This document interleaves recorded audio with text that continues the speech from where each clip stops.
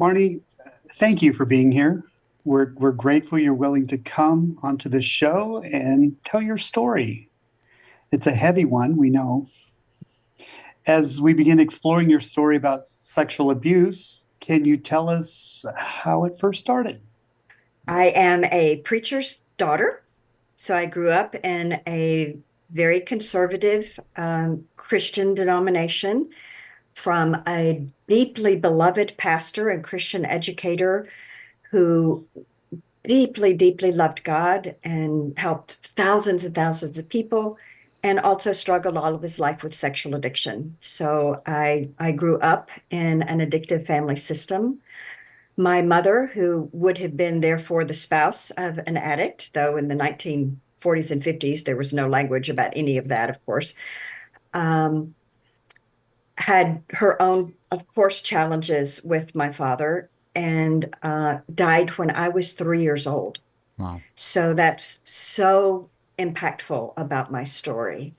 The context for the sexual abuse is that my father just had such a gift of hospitality and generosity. And we lived just a couple of blocks from this Christian campus where he was academic dean and then associate provost. And our house was Grand Central Station, and he loved that. So literally thousands of college guys cycled through our home as I was a child and adolescence and through my adulthood. And several dozen of them actually lived in the house. And most of them were either benign or were good, meaning helpful.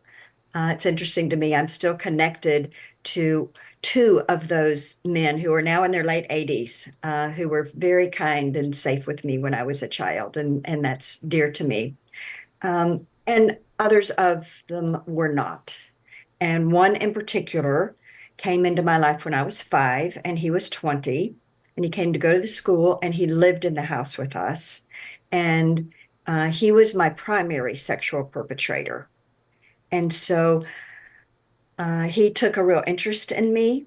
Um, I spoke with him about my dad because my father was never, ever home. He was completely disengaged from his family while he was out doing wonderful things for God, was how he viewed it. And part of that was his culture, I'm aware, but it was also his shame. Um, and so I said to this guy, if I was a better little girl, would my daddy spend time with me? And he said, oh, honey, it's not your fault. Um, it's just kind of what preachers do. It's what he does. And you deserve a daddy, and I'll be a father for you. And he was. And he taught me how to ride a bicycle and how to roller skate. And he really fostered my writing. I think of myself as a writer, probably more than any other professional title, even than clinician or administrator. And so there began a relationship. Um, there also began grooming, and I didn't understand that at all. We never talked about sex in my father's home. And so I was about 10 before that grooming escalated. I recognized this must be something about sex. Um, and I was 16 when we actually fully had sex, which was my real definition of sex, again, within that constraints of that culture. That was kind of the huge line that when crossed, one could never ever go back. And by that point, of course, I did understand the biology of sex. And I certainly understood that that activity was wrong, that that activity was outside the bounds of what you were supposed to do, which was save any of this for marriage. Um, which, I'm not disagreeing with that. I'm just saying when you don't have any other context Right. about any of these things.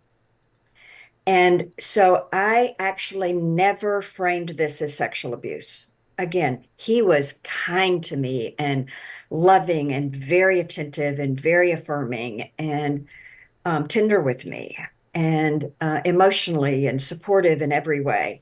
And the most important person in my childhood and adulthood until I entered recovery after my father, but he was much more available to me than my father. And so I just internalized that shame that I felt. that I had begun feeling before we were fully sexual, because again, the older I got, the more I realized what was happening. And and I just thought that this was my fault. So I did not frame this as sexual abuse until much later in my life. Yeah, it occurs to me in so many stories we hear, there's always a context, right? That sexual abuse doesn't just occur out of the blue. I mean, it certainly can.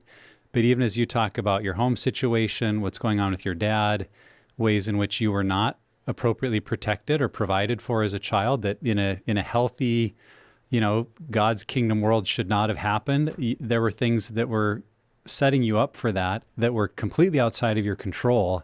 And then as it happens, it's all within that context. And I think for so many people, and what we've found in the counseling journey and Pure Desire groups, and I'm sure in the intensives, it's helping people understand their story that helps them make Exactly. sense of it in a new way. And I always appreciate how well you've put those pieces together.